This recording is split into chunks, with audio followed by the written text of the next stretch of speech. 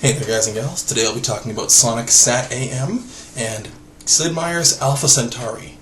So these are two unique ones, only because this is the first PC game, but also because I have to explain the title of the Sonic the Hedgehog one. So the show wasn't originally called Sonic Sat AM, it got changed that way because that was the time slot it got put into. It got put into Saturday mornings, Saturday AM.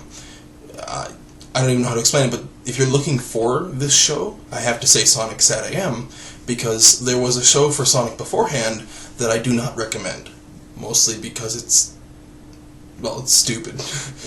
If you want to watch a good stupid show, you can watch the original Sonic TV show that is extremely stupid. If you want a good Sonic show, then you look for Sonic Sat AM.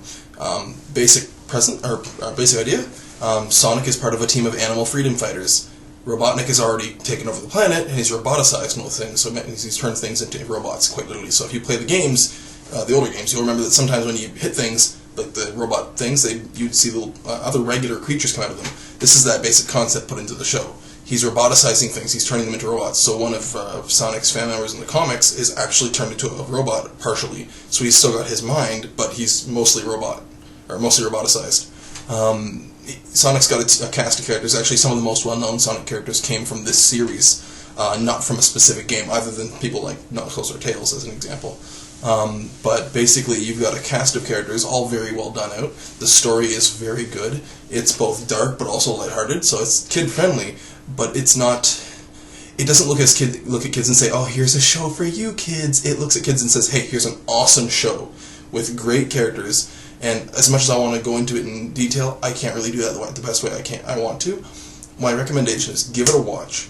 You'll love it. If you like Sonic the Hedgehog and you want to see Sonic the Hedgehog at his best times, this is one of those examples. If you want to learn more about the show itself and learn, some of the stuff behind the scenes for the show, well, I shouldn't say behind the scenes, but some of the stuff that really was neat in the show in the background, as well as see the difference between the original show and this show, I recommend you go to the Nostalgia Critics channel and watch his review on Sonic. It's so good, and it's so big that he had to do it in two parts, and I would recommend watching both. They're very funny. He does a great job with it.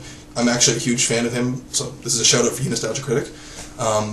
He does a lot of amazing stuff, so watch his channel, but on top of that, he does a great job with this. It's one of my favorite videos he's done because it explains a show that I love, and a show that I watched when I was growing up that I thought was funny, but looking back, it's just not good. So, Sonic Sat AM, good. Sonic Adventures of Sonic, what are they called, the first one? Not good. But regardless, Sonic Sat AM had characters that are very well developed. It had a great story in an environment that was dark and yet still had great moments for fun. And there's a few little hidden things in there that are really quite cool. Developments of character and whatnot.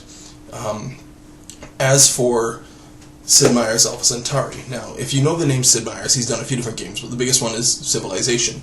And I like Civilization Revolution for the Xbox. I play it with a few friends of mine every now and then. But Sid Meier's Alpha Centuri was my first Sid Meier game. And as much as I have so many fond memories of Civ Revolution, I honestly have to say that I remember, considering how long it was since I played it last, I remember Sid Meier's Alpha Centuri better. I played it with a friend when I was much younger on the computer. It's a neat game. It is a strategy game. It is, I guess you could say real-time strategy. I'm not sure if that's the best or most apt description for it, but I think that's the best way I can put it. It's a real-time strategy game. It's science fiction, so if you play if you play Civilization, the science victory has you sending a ship to Alpha Centuri. The whole idea of this game is it's what happens afterwards. So it's literally the group of people that are sent when you complete a science victory in Civilization are the people that you're playing as in Sid Meier's Alpha Centuri. So at the beginning of that game, you crash land on a planet in Alpha Centuri, and you have to survive. You choose your group because they've all got their own kind of political, religious groups, and you choose your group, and you want to develop them, and you get new technology, you research. It was a little bit more combat-focused than Civilization was, in the sense that the combat was a little bit more visceral because you actually customized your vehicles, which was one of the things I loved about it when I was a kid, and still love about it, although I haven't got a version of it to play anymore, although I am looking. And it's definitely a neat little game. Like I said, you have your class, but there's actually, I guess you could say, politics between the different groups, because you get little messages here and there from them. Sometimes you're on their team, sometimes you're not. They talk about each other, so sometimes you'll get a comment from Group A saying, oh, well, Group C, you should hear what Group C's leader does, and stuff like that. And there's some interesting moments in there as well. Because it's science fiction, you can do a lot with it rather than having to go with the history stuff that you got with Civilization. If you get the chance to find it, I'm sure it's on places like Good Old Games or whatever. Find the game, give it a try. It's pretty fun. As to the show, I already said, give it a watch, and if not, watch Nostalgia Critic's review on it, and then that'll probably decide for you whether it's something you like or not. Hopefully these recommendations have been fun. That's about it for this. I have got some ideas in the back of my head for different show ideas, so I'm going to see if I run those by a few other, my personal critics and see what they say, and then if they come out good, you'll see some new content, other than what I'm already doing. Well, take care. Later, guys.